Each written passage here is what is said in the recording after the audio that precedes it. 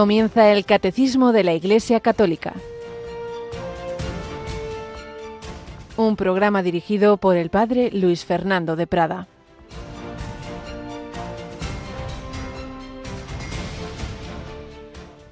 El que se salte uno solo de los preceptos menos importantes y se lo enseñe así a los hombres, será el menos importante en el reino de los cielos, pero quien los cumpla y enseñe será grande en el reino de los cielos. Alabados sean Jesús, María y José. Muy buenos días en este miércoles 15 de marzo de 2023. Estamos ya a la mitad de este mes de marzo y también más o menos a la mitad de la Santa Cuaresma. El Señor nos va dando mensajes en las lecturas de la Santa Misa de cada día. Hoy, tanto la primera primera lectura como el Evangelio y el Salmo nos hablan de la ley de Dios. Esa palabra nos suele resultar antipática, pero nos olvidamos que cuando estamos hablando de la ley de Dios es simplemente la indicación de cómo estamos hechos. Dios ha puesto en nuestro ser pues unas leyes que necesitamos alimentarnos, que necesitamos respirar, bueno, pues también que necesitamos hacer el bien, vivir en la verdad, en el amor, en la entrega. Es una ley, digamos, psicológica. Estamos hechos así porque estamos hechos a imagen y semejanza de Dios, que es verdad, que es amor, que es comunión, que es fecundidad. Y cuando vamos contra todo eso, nos hacemos daño, o por lo menos no sacamos lo mejor de nosotros mismos. Por eso, en el Evangelio dice hoy Jesús: no he venido a abolir la ley, sino a dar plenitud. Y evidentemente hay preceptos o dimensiones más fuertes, más importantes y otras menos, pero el peligro es que hacemos eso, componendas con cosas pequeñitas. Y bueno, esto bueno, no, ni robo ni mato, hombre, tampoco es para tanto, esta mentirijilla, esto no sé qué, un poquito critica un poquito, me he dejado llevar un poquito de la pereza. Ojo, que no puede ser, que no nos llama el Señor a probar por los pelos, que nos llama a la matrícula, que nos llama a la santidad, que nos llama a esa plenitud. Y si nos quedamos en la tibieza, ya decía Santa Teresa, el que se queda a medias ni disfruta de Dios ni del mundo. Es la vida más penosa, lo decía por experiencia, porque estuvo casi 20 años o sin casi, pues en una vida, ya siendo monja, bastante así. Épocas mejores, épocas peores, bastante tibia. Comenta el padre José Fernando Rey Ballesteros: aún estamos a mitad de la Cuaresma, hay tiempo si lo aprovechas. ¿Estás luchando de verdad contra esos pecados de siempre? ¿Qué haces? ¿Qué propósitos empleas para combatirlos? ¿Te duele cada noche comprobar que no venciste?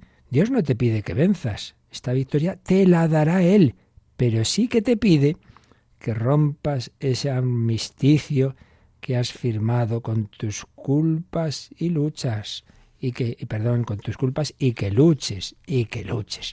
Recordaba más de una vez un sabio principio de vida espiritual que nos viene muy bien a este propósito: ni hacer la paz con las faltas y pecados, ni perder la paz por ellos. No hacer la paz con las faltas, no decir, bueno, como soy así, pues ya está, esto no tiene solución. Hombre, cada día pide gracia al Señor, vamos a seguir luchando. A lo mejor en vez de 10 veces te enfadas 5, bueno, ya hemos conseguido algo.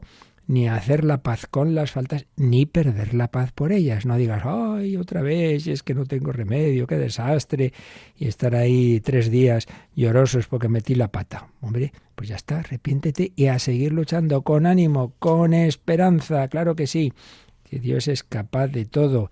Y hace unos minutos, cuando Yolanda leía la programación de hoy, leía esa pregunta que hemos puesto en el programa de esta noche a las 11, el hombre de hoy: Dios, ¿puede un joven alejado de la Iglesia, con heridas, etcétera, luego volver? Dice, volver no, si es que es cura hoy día. Bueno, pues eso esta noche lo vamos a poder saber. Yolanda, buenos días. Muy buenos días, padre. No te lo pierdas, resulta que un canónigo, un cura joven que está en Covadonga, y tú le puedes saludar y le puedes preguntar: ¿y usted desde cuándo? Y te dirá: uy, si yo fui a la JMJ solo de Colonia a pasármelo bien, pero mira, ahí me convertí. ¿Qué te parece? Pues que hay muchos testimonios muy parecidos ahí en la JMJ y en muchos otros encuentros de jóvenes. Por eso, pues ahora que ya se acerca otra, ¿verdad? Pensemos eso, que son instrumentos de Dios en su Iglesia, los que mucha gente que no ha tenido esas posibilidades, ya tienen esos falsos prejuicios sobre la Iglesia, etcétera, y luego cuando van a esas cosas y ven la realidad, dicen, anda, si esto es mucho más bonito, si aquí la gente se lo pasa bien en el mejor sentido, es feliz de verdad, y no solo con apariencia. Bueno, pues eso, escuchemos, porque le pudimos entrevistar al padre David Cueto, nos cuenta esa búsqueda, esa lucha interior, esa lucha que todos de una manera o de otra tenemos, y es la lucha que tuvo nuestro Señor. Empezábamos la Cuaresma con el Evangelio de las Tentaciones en el primer domingo, pero vamos a recordar la importancia de la contemplación de la pasión día a día, y especialmente los viernes.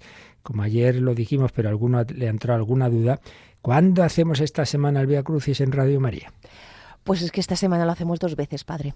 Mira tú, ala, a falta de una. Mañana jueves a las 6 de la tarde será un Vía Crucis especial con niños, dirigido por Paloma Niño. Y el viernes será también a las 6 de la tarde y ya desde Castellón. Qué bueno, así que ya sabéis, siempre los viernes de Cuaresma tenemos Vía Crucis, casi siempre a las 6 de la tarde, así va a ser esta semana. Pero es que además mañana, en esa oración mensual que hacemos con niños, que la mayor parte de las veces es un rosario que rezan ellos desde sus casas o desde el estudio, pero mañana lo que vamos a rezar con ellos es otro Vía Crucis. Así que mañana, esta semana, 2. Mañana con niños a las 6 de la tarde, el viernes, el de nuestro grupo de voluntarios, no me acuerdo ahora cuál le toca, pues ese viernes el Vía Crucis ordinario, digámoslo así. Pues nada, vamos adelante, también conociendo esa vida de santidad que poquito a poquito Dios fue concediendo a los padres de Santa Teresita del Niño Jesús.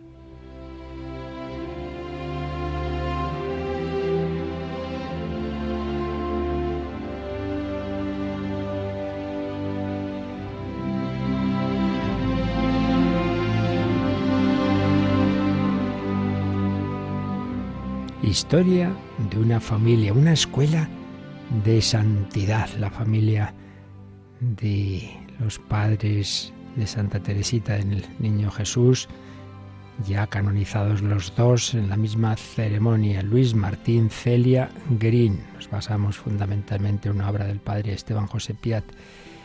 Y vamos a recordar, por ejemplo, son muchas las cosas que podríamos hablar y vamos seleccionando, pues como Celia, ayer hablábamos de sus primeras hijas, y cómo ella, pues como buena cristiana, se preocupaba de la vida espiritual de todas las personas que tenía cerca, y concretamente de su hermano menor. Recordemos que eran 3 hermanos. La hermana mayor había ingresado religiosa, contemplativa, finalmente en las Salesas. Luego estaba ella, que se había casado con un santo varón, con Luis Martín, pero luego estaba su hermano pequeño, que era un poco más ligerito de cascos. Entonces Celia se preocupaba por él, había estudiado medicina, se había ido a París, y claro, Celia tenía mucho miedo porque su marido le había contado, pues cuando él de joven, recordemos que estuvo un tiempo en París perfeccionándose en su oficio de relojero, y claro, había visto los peligros morales de la gran ciudad. Él los había evitado, él había cuidado mucho su vida de oración, pero Celia tenía miedo de que su hermano no era precisamente muy piadoso, de que no fuera así. Por eso es bonito ver los consejos que le da en sus cartas. Por ejemplo, el primer día del año 1863, el 1 de enero, le dice: te deseo un buen año y a la par, muy de corazón, que aciertes en tus empresas. Estoy segura que así será si tú lo anhelas. Eso no depende sino de ti, porque Dios bondadoso protege a cuantos ponen su confianza en Él. Pues no se sabe que ninguno de estos, de los que han puesto la confianza en Dios, haya sido abandonado. Cuando medito a este propósito, que en ese Dios he depositado toda mi confianza y he puesto en sus manos el cuidado de todos mis asuntos, tanto míos como los de mi marido, no puedo dudar de que su divina providencia mira con especial cuidado a sus hijos. Y luego le habla de cuando su marido, como os digo, estuvo en París, los peligros que había, y por eso le dice: te conjuro, mi querido Isidoro, a que te portes como él. Haz oración, y no te dejarás arrastrar por la corriente. Esto es muy importante. Eso de hacer oración no es solo para curas y monjas. Todo seglar, un tiempo de oración, y si no al final te dejas arrastrar por la corriente y ya no es París, es que ya todo el mundo es París de perdición en buena medida. Por eso necesitamos la oración.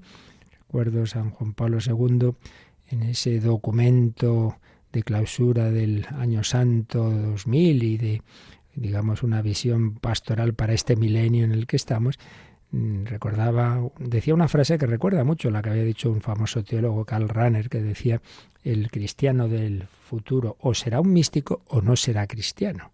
Y también, pues ya digo, más o menos decía Juan Pablo II, los cristianos en este mundo de hoy, si no llevan vida de oración, perderán esa fe, se diluirán, se mundanizarán. Bueno, pues esto lo decía Celia Anguerina, su hermano Isidoro, en 1863.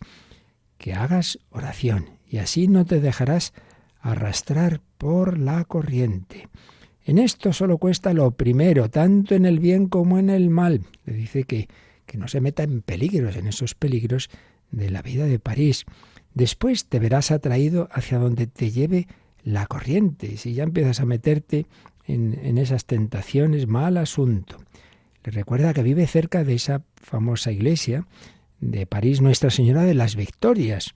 Entra en esa iglesia, por lo menos dice, una vez al día para rezar un Ave María a la Santísima Virgen.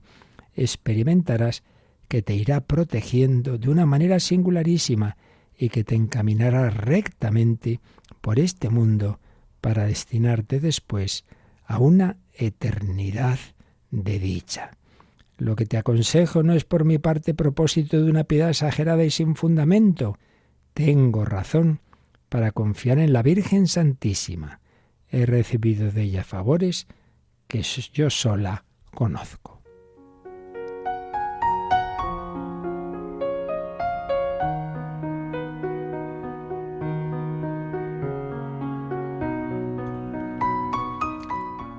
Harto sabes que la vida es breve. Tú y yo, ambos llegaremos pronto a su fin y nos alegraremos de buen grado el haber vivido de tal modo que no nos sea demasiado amarga nuestra última hora. No está mal, ¿eh? Qué consejos de eternidad. No es tan frecuente que un hermano o una hermana de esos consejos hoy día. Ahora, si tienes el corazón pervertido, te reirás de mí. Pero si no es tal, me confesarás que tengo razón. Tampoco está mal esta clausura de la carta. Después de todos esos consejos dice, claro, si tienes el corazón pervertido te reirás de mí. Es un test. Si nos reímos de esas cosas, mal asunto. Pero de lo contrario, verás que sí, que tengo razón. Bueno, Isidoro era un joven un poco alocado, pero no era malo. No era malo.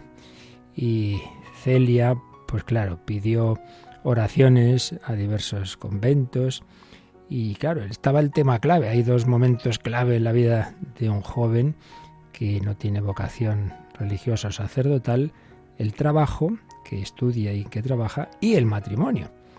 Y claro, le preocupaba mucho a su hermana a ver con quién se iba a poner en relación. Bueno, pues esas oraciones dieron su fruto, porque encontraría una joven llena de cualidades y también de tipo espiritual, con lo cual descansaría. Celia se quedaría tranquila al ver que realmente se casaba con una mujer llamada Celina, joven, 19 años, pero en la que había una mezcla de delicadeza, piedad, madurez de juicio y equilibrio moral. Y realmente esa clave, ese matrimonio, fue decisivo para ayudar a que Isidoro, las buenas semillas que tenía, pues fueran fructificando, fuera para arriba. De haberse casado con una chica distinta hubiera sido al revés. Pues seguramente se hubiera ido para abajo, pero no fue así. Con lo cual Celia se quedó tranquila. Y terminamos contando algo que le impresionó mucho a Celia cuando todavía su hermano estaba así un poco en esa lucha, y le hablaba de cómo tenemos que poner nuestra felicidad en Dios, en las cosas definitivas. Cuenta de un matrimonio que habían, bueno, que vivían cerca de ellos, allí en Alençon. Entonces resulta que era una mujer que estaba ilusionadísima con una casa que se estaban haciendo y que decía: Dios mío, qué dichosa soy, nada me falta. Tengo salud, tengo fortuna, alcanzo cuanto deseo, no tengo hijos que perturben mi sueño, no conozco persona que se sienta tan a gusto como yo. Bueno, pues como veis, es una felicidad puramente a lo suyo, ¿no? Tengo salud, fortuna, no tengo hijos que me molesten, qué bonito. Todo lo contrario de lo que quería, de lo que vivía Celia. Siempre he oído decir, escribe Celia, desgraciada quien se exprese así. La felicidad plena no existe en esta tierra. Bueno, pues resulta que ese matrimonio iban el sábado hacia las 6 de la tarde a visitar su espléndida morada que estaban ahí acabando de construir, pero fueron a tomar un café con otros amigos y hacia las 8:30 el caballero dijo a la señora: tengo que echar una carta al correo, ya es tarde, vente conmigo. Se encaminan y se dicen al volver: para llegar antes tomemos un atajo, atravesando nuestro jardín. Pues ese chalet que tenían, ese jardín, pero claro, todavía estaba en obras. Al término del jardín había una fosa en construcción. Era forzoso pasar al lado sobre tablones. Como no se veía muy claro, el caballero se aproxima demasiado y cae en el vacío. La señora cae a continuación y arrastra consigo una piedra que mata a su esposo en el acto. Ella pide auxilio, se oyen sus gritos. Se la lleva a casa de su hermana, donde expira 10 minutos después. Hacia las 9:30, dice Celia, oigo muchos pasos delante de la casa, donde se hablaba a voces. Miro, los 2 cadáveres eran llevados en camillas. He aquí el final de la trágica historia de esta pareja tan dichosa. Los que un ratito antes estaban diciendo: qué felices, tenemos de todo, nada nos falta, nadie nos molesta, en un traspiés mueren los 2. Le contaba esto a Celia, a su hermano, para decirle: no seas tonto, no pienses que con esto y con lo otro, con las cosas de este mundo, ¡hala, aquí ya, a ser feliz, aquí 70 años! Como le dijo San Ignacio al demonio en una tentación que le hizo: ¿quién eres, desgraciado? ¿Qué puedes tú? ¿Acaso puedes tú prometerme una hora de vida? Aprovechemos nuestra vida, aprovechemos nuestro tiempo en el amor de Dios, en el amor del prójimo, en dejar el mundo mejor de como lo encontramos, en colaborar a la redención del mundo.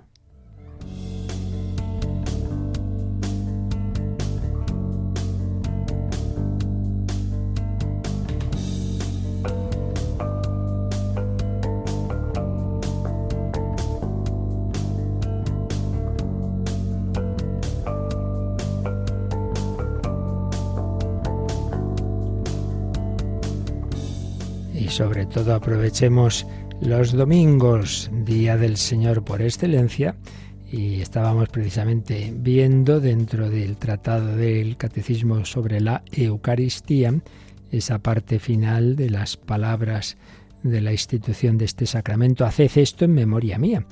4 números, ayer veíamos el 1341, que nos recuerda que ese mandato de haced esto en memoria mía no es una mera invitación a nuestro recuerdo subjetivo, sino que requiere la celebración litúrgica del memorial de Cristo, es decir, de algo que el propio Dios hace, una realidad objetiva, litúrgica, que de una manera misteriosa, que no sabemos explicar, pero real, hace presente a Cristo y su obra redentora.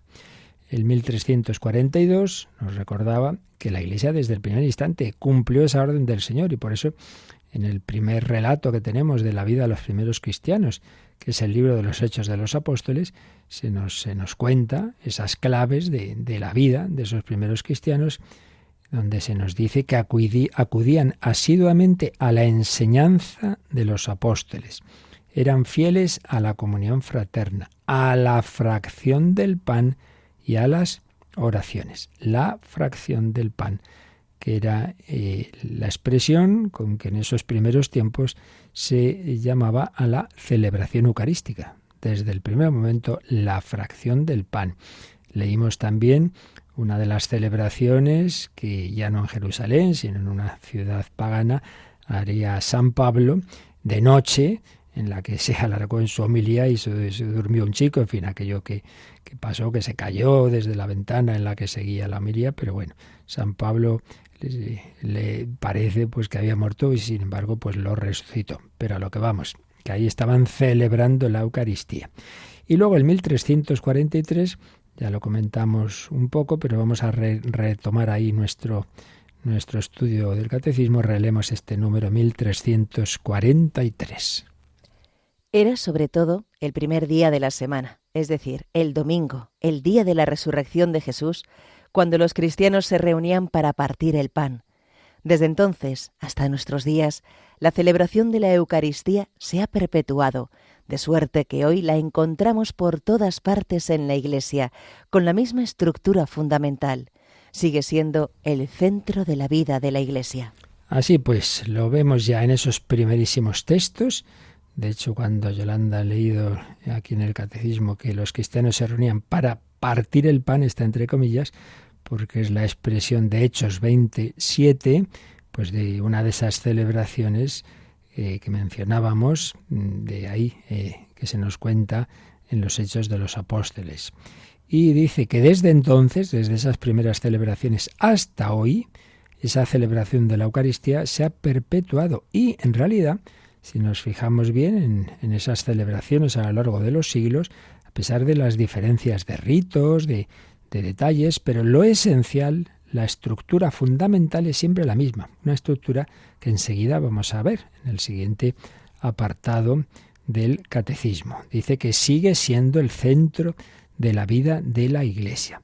Y esto, evidentemente, en cualquier día de la semana se celebra la misa, pero el más importante es el domingo, porque es el día de la resurrección del Señor. Estuvimos viendo otros números que nos explican la importancia del domingo. Y recordemos, como han hecho los papas contemporáneos, que hoy día, que por desgracia todo se ha ido secularizando, perdiendo el sentido religioso, el fin de semana, ¡hala, buen fin de tal! Oye, que lo importante es el domingo, el día del Señor.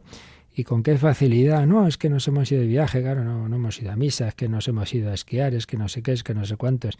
Y digo que los papas han recordado con frecuencia bastantes casos que hay de mártires que cuando estaba prohibida por el Imperio Romano la celebración de la misa, bueno, y luego después por otros regímenes que claramente ya totalitarios, pero en concreto, bajo el Imperio Romano hay más de un caso en que los pillan celebrando la misa y dicen, pero vamos a ver, si está esto prohibido.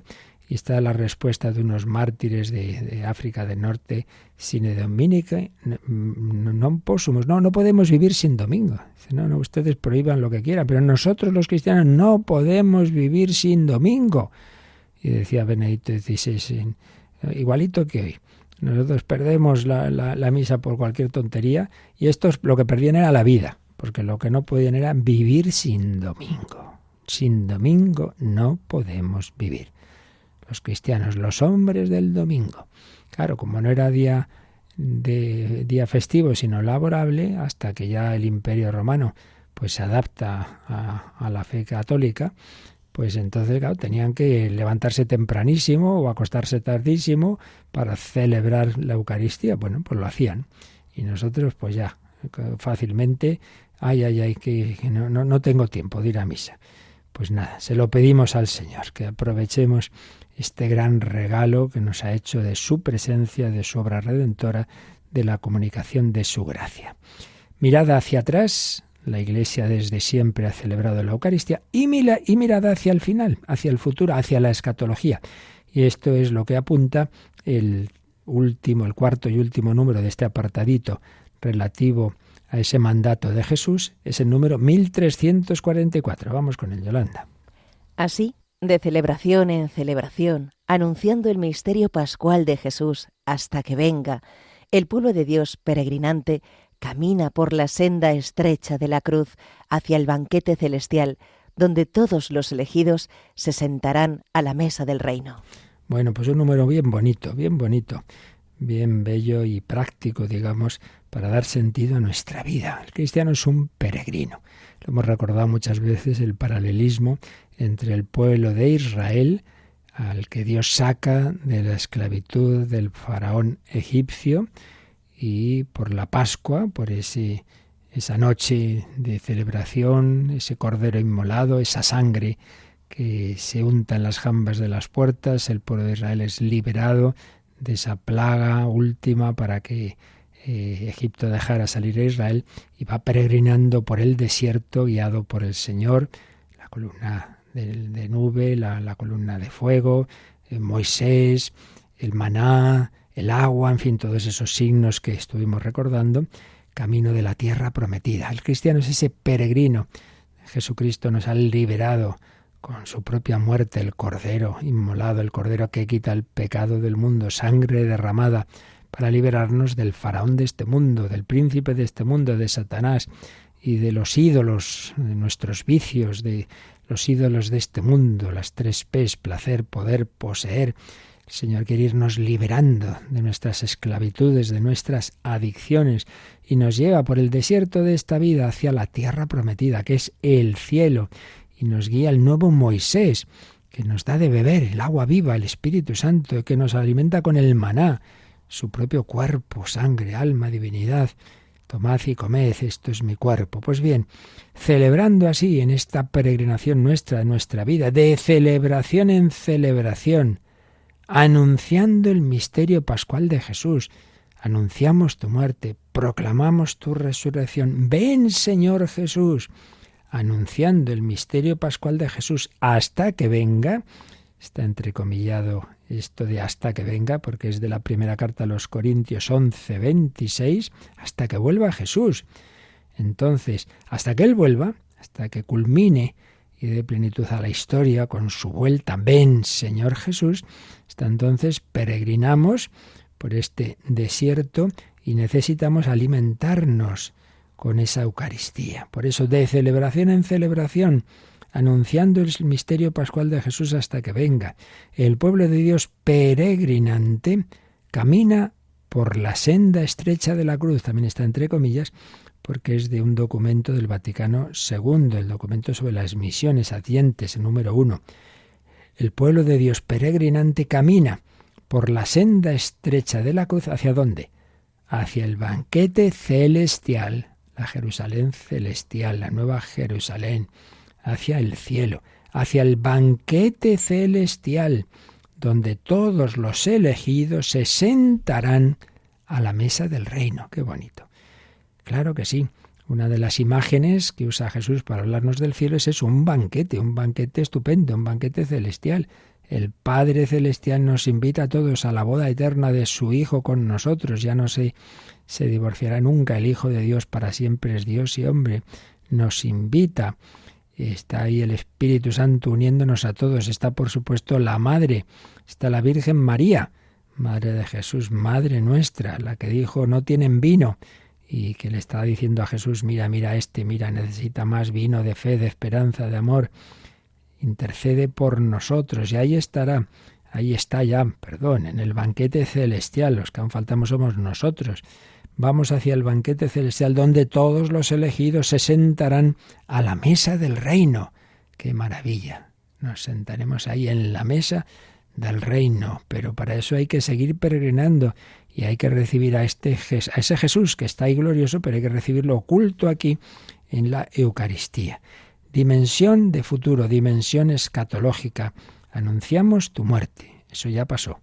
Proclamamos tu resurrección. Se permanece esa resurrección, es Cristo resucitado. Y en tercer lugar, ven Señor Jesús, esperamos tu venida gloriosa. Mientras esperamos su venida gloriosa, decimos en la plegaria eucarística. Se nos ha ido mucho esta conciencia. El cristiano espera la vuelta de Jesús, la vuelta en la historia, la parusía, de esto hablamos a fondo en su momento en el credo, la parusía y luego la vuelta a nuestras vidas, claro, que es nuestra muerte. anunciamos tu muerte, proclamamos tu resurrección. Ven, Señor Jesús. Y no, yo no quiero morirme. Si acabas de decir, ven, Señor Jesús. Pero hombre, que estamos, si uno vive con Cristo, sufre con Cristo y muere con Cristo, tranquilo, que está mucho mejor con Cristo. Bueno, pues de esa mirada al futuro y de la Eucaristía como prenda de la futura gloria, la dimensión escatológica de la Eucaristía, hablaremos más adelante, pero el Catecismo nos sugiere que leamos ya uno de esos números que está un poco más adelante, pero bueno, que nos viene bien para comprender mejor lo que hemos leído en el 1344. Vamos a leer, Yolanda, el 1404. La Iglesia sabe que ya ahora el Señor viene en su Eucaristía y que está ahí en medio de nosotros. Sin embargo, esta presencia está velada. Por eso celebramos la Eucaristía expectantes, mientras esperamos la gloriosa venida de nuestro Salvador Jesucristo, pidiendo entrar en tu reino, donde esperamos gozar todos juntos de la plenitud eterna de tu gloria. Allí enjugarás las lágrimas de nuestros ojos, porque al contemplarte como tú eres, Dios nuestro, seremos para siempre semejantes a ti y cantaremos eternamente tus alabanzas por Cristo, Señor nuestro. Supongo que os suena esto que nos acaba de leer Yolanda, porque está tomado de la parte de petición de intercesión por los difuntos de una de las posibles plegarias eucarísticas, la tercera. Sabéis que hay varias fórmulas a elegir, varias plegarias eucarísticas, en las que, dentro de las cuales se realiza la consagración y luego vienen las intercesiones. Entonces ahí se nos ha leído un fragmento de la tercera. ¡Qué preciosidad! Pedimos entrar en tu reino, donde esperamos gozar todos juntos, banquete, no solo Jesús y yo, todos juntos, de la plenitud eterna de tu gloria. Y allí enjugarás las lágrimas de nuestros ojos, porque al contemplarte como tú eres, Dios nuestro, seremos para siempre semejantes a ti. Al contemplar a Dios recibiremos ya esa plenitud.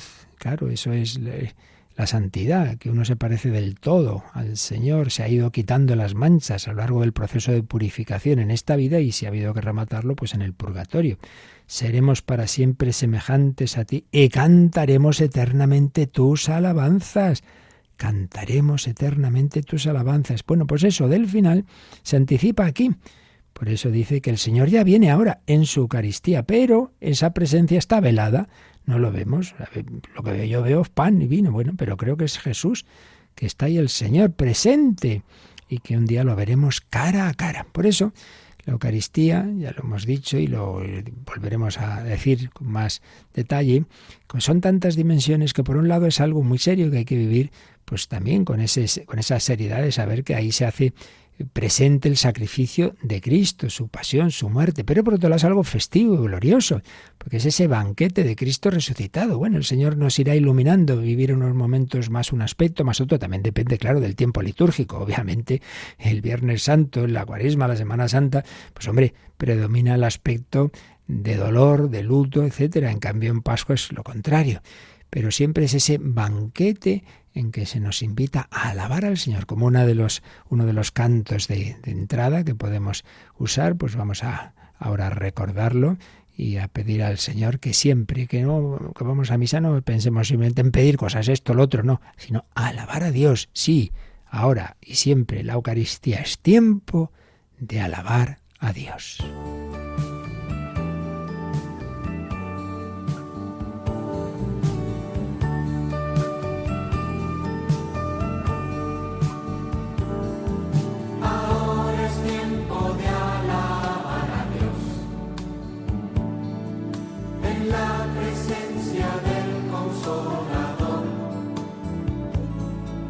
Concéntrate en Él, empieza a cantar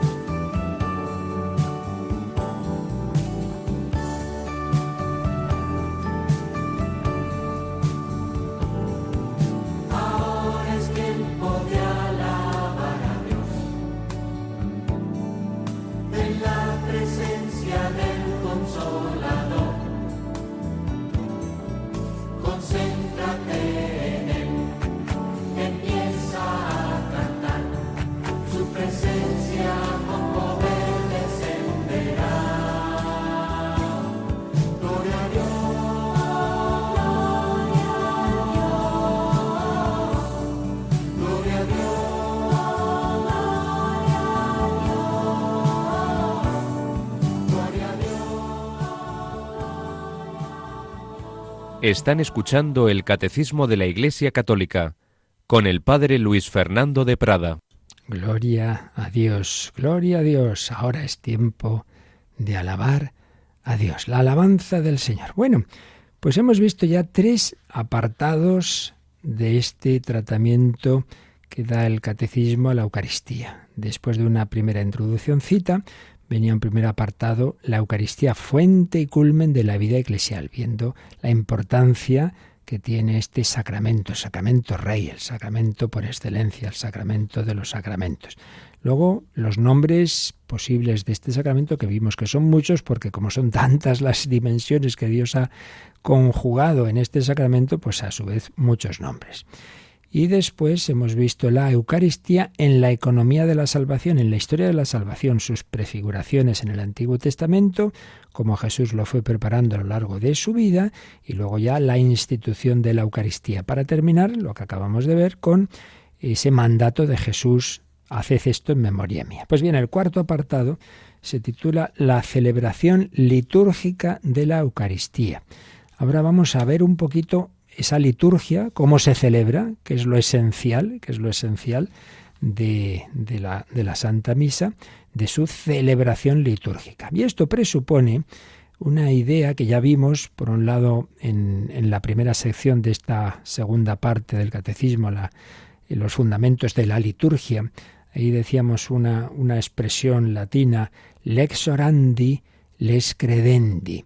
Una de las fuentes de conocer lo que la Iglesia cree es ver cómo reza, cómo ora en su oración pública, es decir, en su liturgia. Bueno, pues esto es lo que vamos a hacer aquí.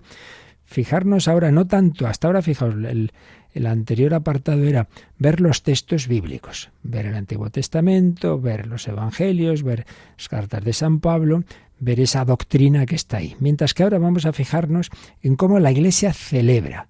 Pero mirando cómo la Iglesia celebra, lo cual viene de esa misma tradición, de esas celebraciones desde el primer momento, como hemos visto, ya los primeros cristianos celebraban, fijándonos en lo que es común, luego hay aspectos variables, fijándonos en lo que es común en las diversas celebraciones de la Iglesia, aprendemos también lo que la Iglesia cree, lex orandi, les credendi. Esto es lo que vamos a ver en este apartado, cómo la Iglesia celebra. Pero precisamente sobre este lema, les orandi, les credendi, vamos a recordar algo de lo que escribía Benedicto XVI en su exhortación apostólica postsinodal Sacramentum Caritatis, uno de los muchos y magníficos documentos que hay de los tiempos modernos, digamos desde el Vaticano II hasta aquí, diversos documentos sobre la Eucaristía. Y este fue pues a posteriori de un sínodo que se dedicó a la Eucaristía. Sacramentum Caritatis, el sacramento de la caridad. Ya hemos leído algunos párrafos de este documento. Vamos a ver lo que dice a partir del número 34, que inicia la segunda parte del documento. Esta segunda parte que se titula Eucaristía, misterio que se ha de celebrar. Y el titulillo del número 34 es precisamente Lex orandi y les credendi. Entonces ahí subrayaba Benedicto XVI el nexo entre lo que la Iglesia ora, lex orandi, lo que la Iglesia cree, les credendi, subrayando la primacía de la acción litúrgica. Claro, si es que esto se nos olvida.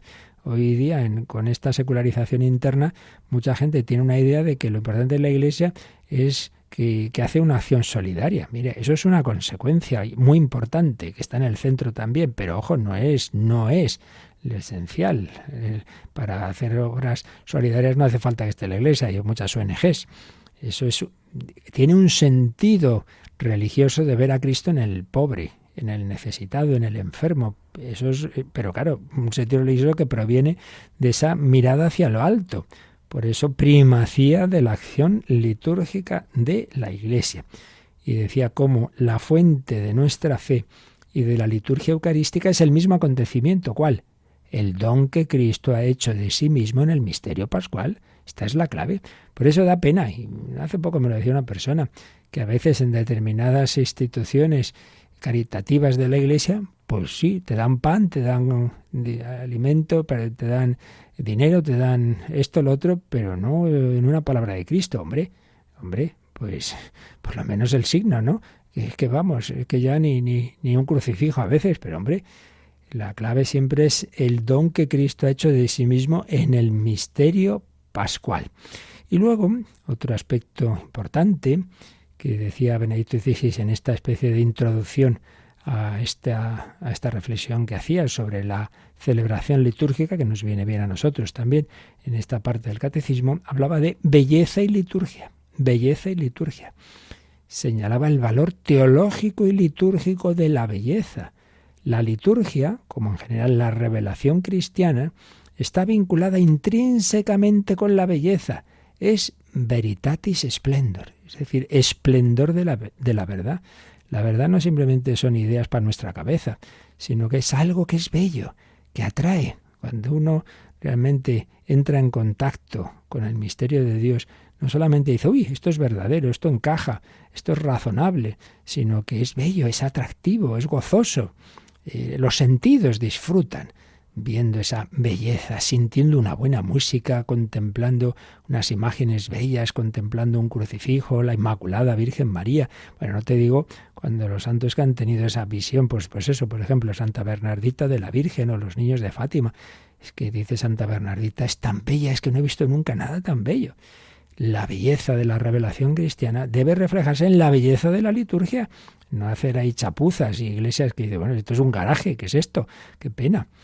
Este atributo de la belleza, decía Benedicto XVI, no es mero esteticismo, sino el modo en que nos llega, nos fascina y nos cautiva la verdad del amor de Dios en Cristo, haciéndonos salir de nosotros mismos y atrayéndonos así hacia nuestra verdadera vocación, el amor.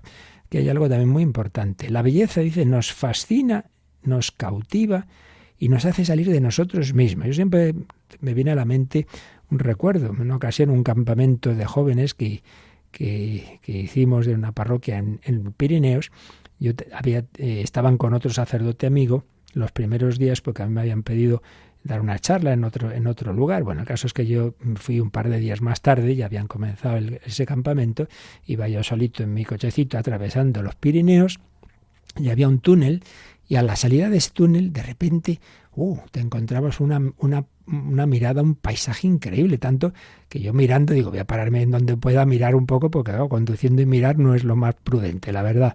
Y es que realmente era asombroso, te sacaba de ti mismo, te quedabas literalmente boquiabierto. Pues eso, la belleza te fascina, te saca de ti mismo, te quedas mirando. ¿Qué realidades hay que nos saquen de nosotros mismos? La admiración de la belleza y el amor, el enamoramiento, ambas muy relacionadas, claro. Pues sí, eso quiere Dios, atraernos hacia sí, la belleza de Dios, la belleza de Cristo.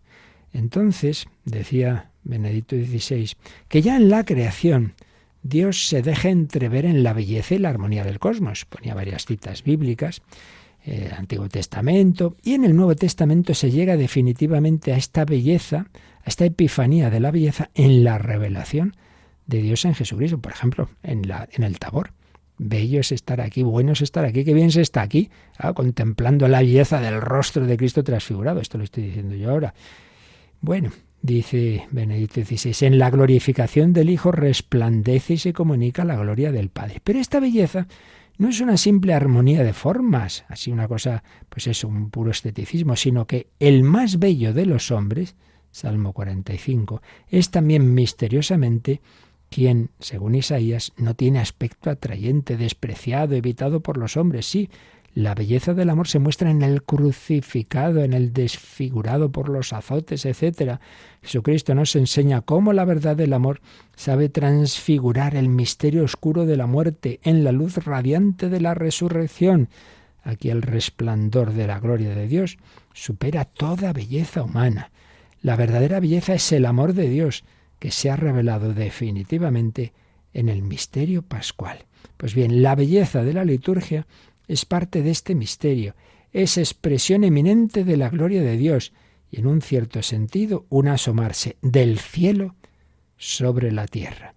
El memorial del sacrificio redentor lleva en sí mismo los rasgos de aquel resplandor de Jesús. Aquí hace alusión a la transfiguración. Cuando quiso transfigurarse ante sus discípulos. La belleza no es un elemento decorativo de la acción litúrgica, es más bien un elemento constitutivo, ya que es un atributo de Dios mismo y de su revelación. Esto es muy fuerte, ¿eh? No simplemente es un elemento decorativo, sino constitutivo. Por tanto, hombre, la liturgia debe ser bella, no chapucera, que por desgracia muchas veces los curas somos chapuceros. Y llega ahí la sacristán y dice, pero hombre, que está esto sucio, mire el mantel, uy, es verdad, mire los purificados, mire no sé qué, mire, hombre, y esto sin limpiar, y el otro, la belleza, elemento constitutivo. Bueno, pues esto un poco como introducción a este apartado cuarto que vamos a empezar a ver, la celebración litúrgica de la Eucaristía, y a su vez viene un titulillo que dice la misa de todos los siglos, porque lo esencial siempre ha sido así.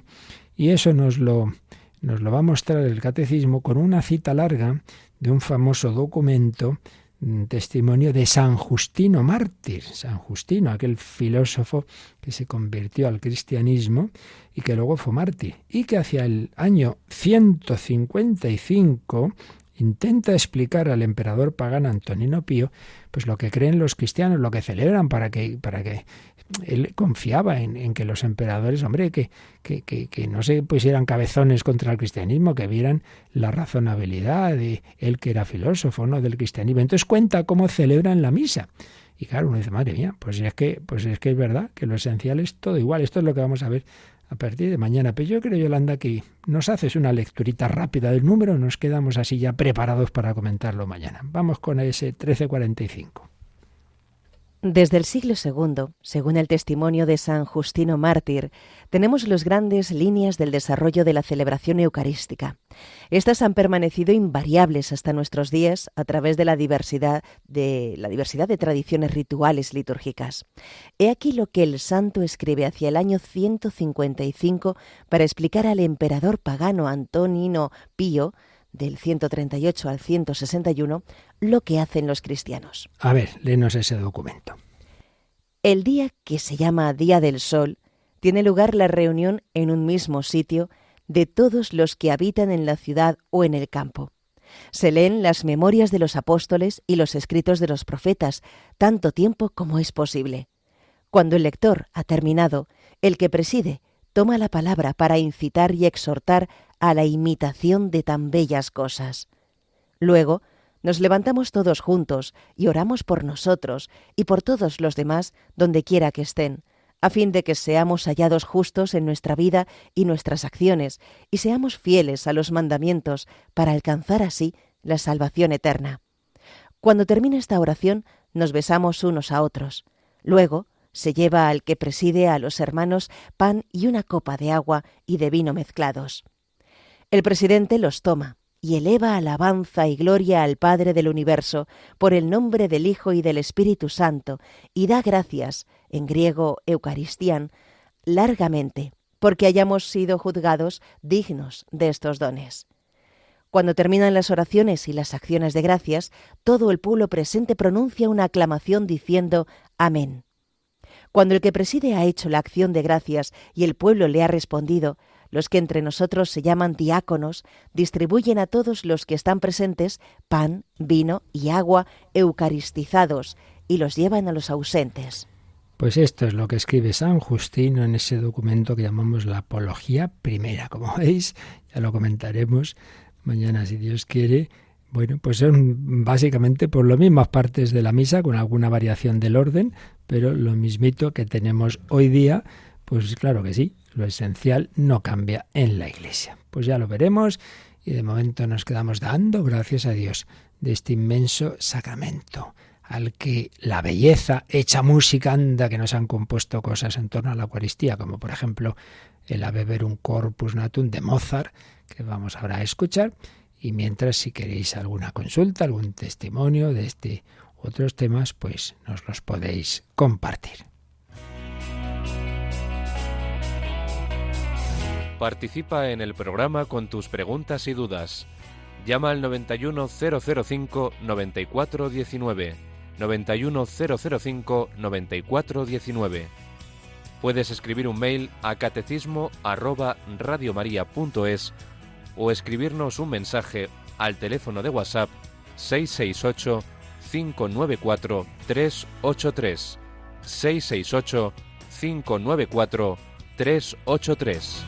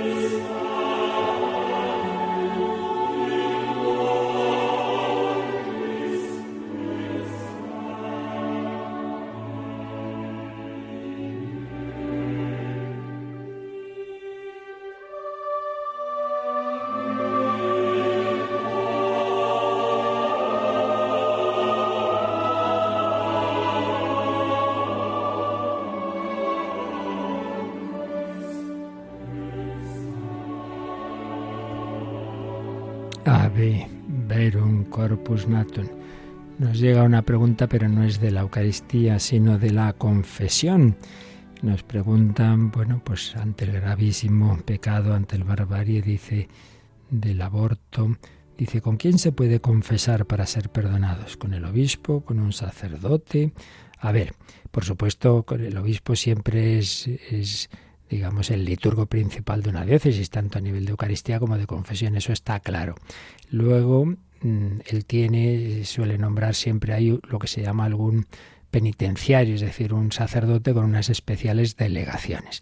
Bien, ¿por qué es todo esto? Porque el pecado ante todo es el pecado, pues la ofensa a Dios, pero también Jesús dijo, lo que ataréis en la tierra quedará atado en el cielo, lo que desataréis en la tierra quedará desatado en el cielo. Entonces la Iglesia, en su gobierno pastoral, es decir, siempre buscando el bien, no fastidiar, sino el bien, también a veces para hacer caer en la cuenta de que hay pecados especialmente graves, añade a lo que en sí mismo ya es la pena constitutiva, por sí mismo, digamos, de todo pecado, que es lo principal ante Dios, pero a veces añade, para que nos demos cuenta, repito, de la gravedad de algunos pecados, lo que es alguna excomunión o algún otro tipo de pena eclesiástica. Entonces es eso, la excomunión, lo que no se puede levantar así como así. Por ejemplo, la profanación de las especies sagradas. Viene alguien y me dice, mire, yo fui a una iglesia, hice esto, lo otro, yo no puedo darle la absolución sin más, tengo que recurrir, ni más ni menos, si no me equivoco ahora mismo, a la Santa Sede. Claro, siempre en secreto. Mire, tengo una persona que se ha confesado de esto, puedo levantar la absolución. Bien, pues entonces con el aborto, precisamente porque se ha extendido tanto, pues llegó un momento dado en que la Iglesia le pareció que era conveniente, para que se cayera más en la cuenta de su gravedad, añadir una excomunión cuando una persona sabe que al cometer el aborto o colaborar directamente en él, sabe que que hay una excomunión, incurre en ella. Entonces, salirse a confesar, ¿puede confesarse con un sacerdote? Sí, sí. Pero la norma general que había, que ahora ha quedado modificada, ahora enseguida lo digo, la norma general que había era A mí me venía una persona a confesar y del aborto, y ¿tú sabías que había unas comuniones? Sí, sí.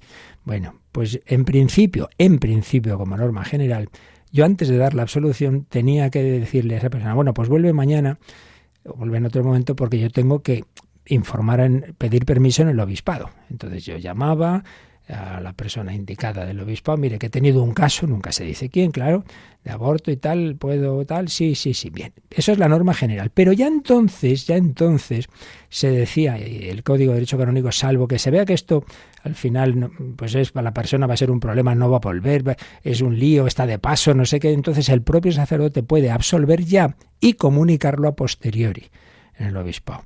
Y recuerdo un curso que hice cuando yo estaba en Roma, en tiempos de San Juan Pablo II, año 91-92, con los de la penitenciaría apostólica, que decían que era conveniente muchas veces provocar, digamos, esa misma situación, a hacerlo como, porque el riesgo del otro es que al final la persona, uy, qué lío, que tengo que volver, que no sé qué, a lo mejor le da vergüenza, yo qué sé, que eso era una cosa. Bien, pues eso que ya entonces se indicaba de que quizá era preferible que el propio sacerdote absolviera y después comunicara, eso es lo que a raíz del año de la misericordia el Papa Francisco pues lo dio ya como una norma general, hasta que se vuelva a cambiar, que se puede cambiar, porque ya digo, esto sí que son cosas de la Iglesia que pueden variar, el que el sacerdote directamente puede levantar la excomunión sin decir eso de que no, primero tengo que consultar al obispo. Por tanto, a la pregunta, en este momento cualquier sacerdote puede no solo absolver como cualquier otro pecado, sino también levantar la excomunión en la que podría haber incurrido esa persona que se confiesa.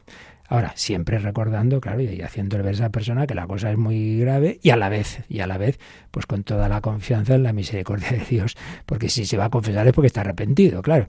Y por tanto, pues siempre con ese equilibrio de demostrar que esto no es ninguna broma, que es algo muy serio, pero a la vez con esa confianza en que no hay pecado, por grave que sea, que Dios no quiera y pueda perdonar.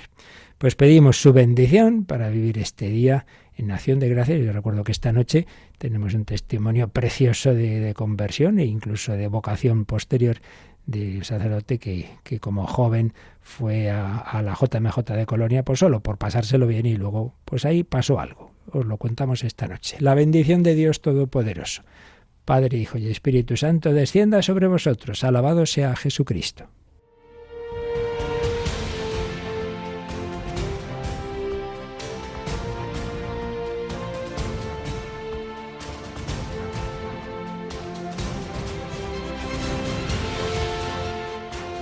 Han escuchado en Radio María el Catecismo de la Iglesia Católica, un programa dirigido por el Padre Luis Fernando de Prada.